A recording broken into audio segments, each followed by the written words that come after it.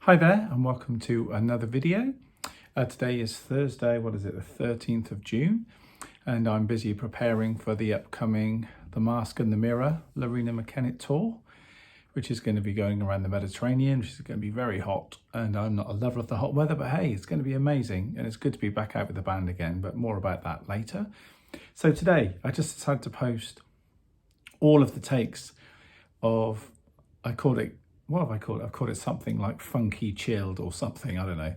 But you know, I was doing that thing where I woke up and thought, I want to post one video a day, pad video.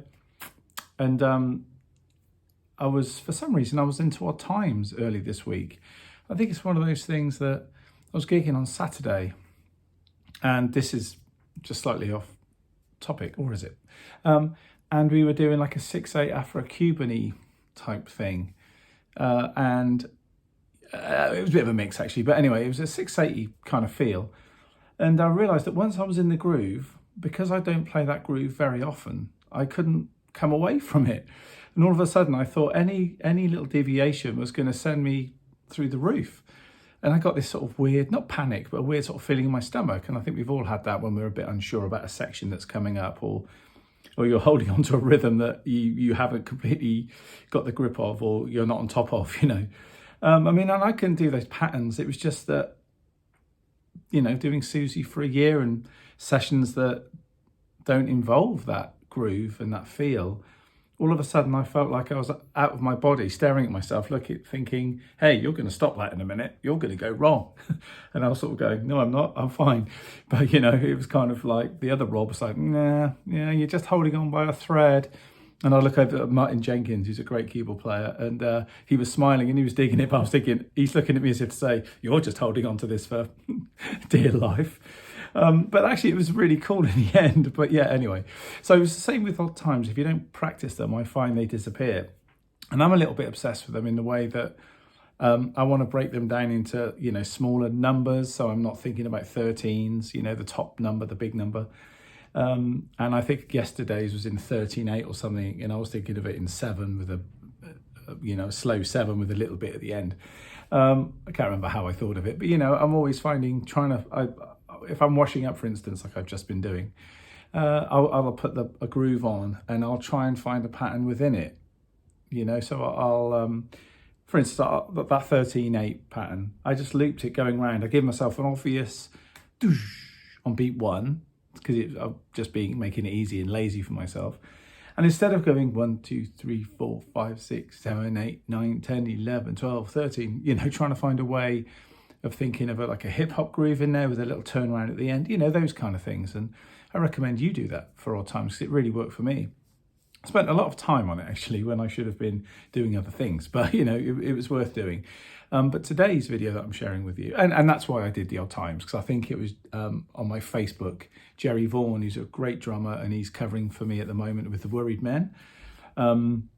He said, oh, you're off into Odd Times, Mr. Brian, you know. And yes, I've been listening to some early Genesis, I'm not going to lie. And also, Yes. I love Yes. I think they're a fantastic band, and I love those early albums.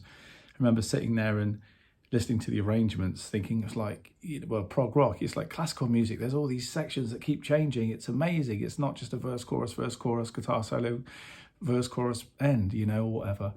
And I used to memorize, I used to be able to play things like Heart of the Sunrise and Close to the Edge. But over the years, you know, memory's not what it used to be. So I tried the other day to think, where does it go next? And I couldn't remember.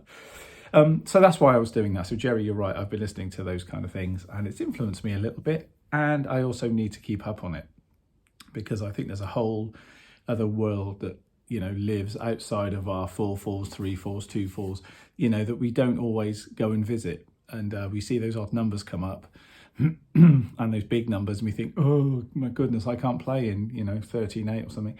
Yes, you can. It's quite easy. You just need to find the heart and the soul of the groove. Anyway, today I woke up and I had this vibe that I wanted to do something funky, but in 4. And as I say, I called it funky chilled or something silly. So I just programmed this little thing and started playing it. And I thought what I'll do is share the whole thing, because I've show different takes of stuff that I've liked. And I liked all of them, actually. And there's a few little false starts. And I thought, you know what, for once, I'm just going to keep it all in so you guys can see what goes on at the Moonbase. Oh, and someone said the other day, what's Moonbase Alpha? Well, it's me being silly. It's obviously my flat where I live, but Moonbase Alpha was the Moonbase in Jerry Anderson's Space 1999, which I love.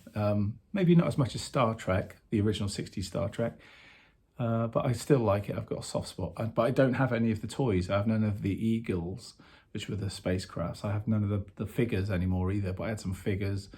And as I say, the Eagle used to drop down little barrels and things. It was kind of cool. But if you don't know Space 1999, and you're a sci-fi buff, then obviously you should know it. But if you don't, go and check it out on YouTube or something. You can buy the series. They're pretty cool. The makeup's pretty kind of but then so Star Trek, the 60s, the original series, I love that for the fact that it's not over the top. And I mean, it was at the time, I suppose it was pretty cool for the day, but anyway, so that's why I call it Moonbase Alpha. So I've just put them all on there, and there's no colourful language in between takes, I think. And I actually liked all of them, so I thought I'd share them. And I've put, when certain bits come up on the video, I put certain things that come up on the screen, like, ooh, I like that, or something, and it's just a develop. There's only 5 takes. I'm pretty sure I got it right. If there's 5 and there's only, if I put 5 and there's 4, apologies, or vice versa, whatever. But yeah, I just liked all of them, and I thought I'd share them. And it's also something good for you guys when you're practicing and playing stuff. Sometimes when you listen back, you might think the gig was like, oh, that gig sucked, that was rubbish. And then when you listen back or watch back, you think, actually, it wasn't that bad, like I did with Afro-Cuban rhythm. It was like, oh, actually, that wasn't so bad. Though at the time, I was just kind of holding on to the wreckage. But it wasn't quite that bad. But anyway, that's what it felt like, because normally we're so in command and in control. It was nice. It was like seat of the pants. It was like, I'm on the edge here, and I like it. It was good.